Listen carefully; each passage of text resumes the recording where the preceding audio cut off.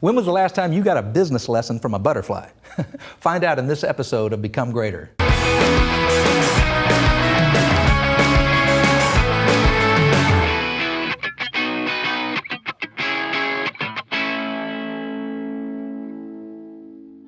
There are two things that determine the quality of a person's life. It's the quality of their thinking and the quality of their emotions. And the best leaders are always in tune with both with all of their teammates. If you're like most leaders, you want to help people, but you need some structure, you need a system. Well, I'm about to give it to you.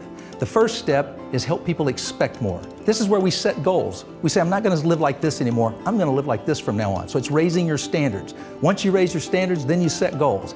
Then you help them see a vision of the future that's better than it is in the past. Right? Help them see a vision that's compelling, gets them excited. Another key element of expect more is help people have faith. Most people don't realize it, but there's no such thing as a complete absence of faith. You either believe good things are in your future or you believe bad things are in your future. Your people are the same way.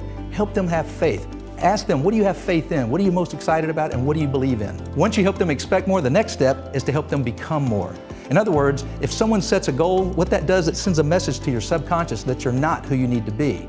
Right? So you have to help them become someone worthy of that goal they set. They can't set a goal to make $1 million and then keep the same spending patterns or the exact same investment patterns. They have to do something different.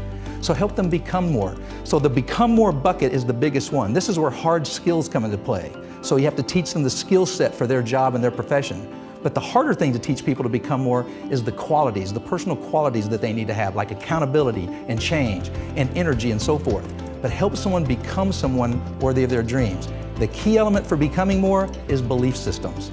Most people don't even really think about what are their beliefs, but our beliefs are driving everything. Everything comes through the filter of what we believe is possible for ourselves and in our future. So now you help them expect more and then become more. They're becoming someone worthy of that. Then we have to think about the emotional state. This is my favorite part. As a motivational speaker, this is what we love to talk about. It's getting people into that peak state.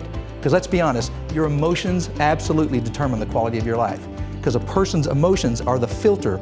Anything that happens, good or bad, it goes through that filter. So some people, something bad happens and they think it's catastrophic. Other people, because they're in a more positive place, say it's okay, it's just a challenge, we'll get through it. Exact same problem, the difference is how do they feel. Most people don't know how to change the way they feel. They literally let what's happening in the world determine their state of mind. So once you learn how to manage your own state, then you're able to help others. That's why it's so important for us to learn this process ourselves, because you can't give away what you don't have.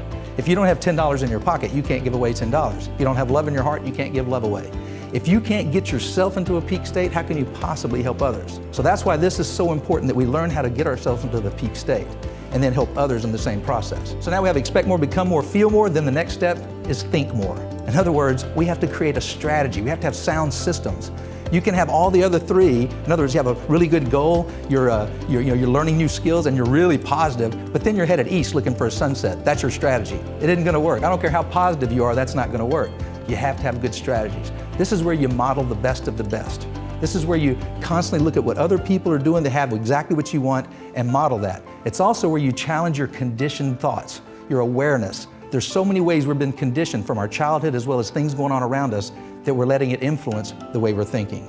So for example, can you fill in the blank for this? You can't teach an old dog new tricks, right? So in other words, if you're old, we're done with you. You might as well just put you down, right?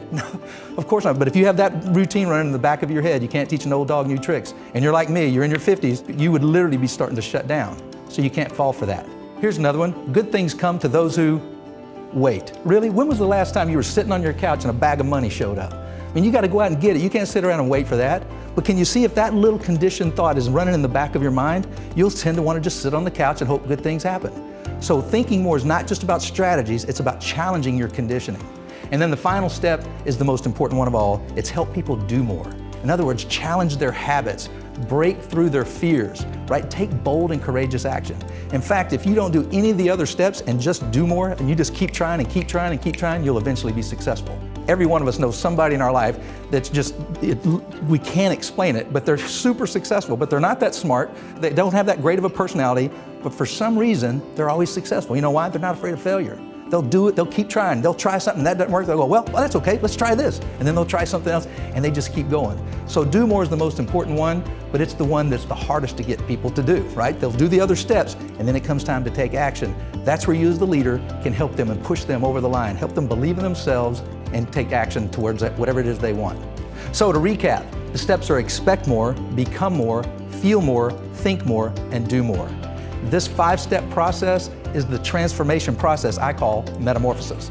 In fact, if you go to any bookstore in the planet and look at all the books on personal development, every one of them fall into one of these 5 categories. I mean, let's face it, a caterpillar doesn't go into the cocoon hoping to come out a better caterpillar. It wants to come out something completely different. It wants to be a butterfly with color that's lighter than air that can fly.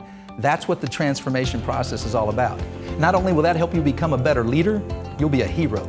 If you like that video and you want to learn more, I just shot a brand new training video that'll show you how to stop turnover, connect with your employees, and get them saying, "I love working here." Just click the link below and I'll send it right out.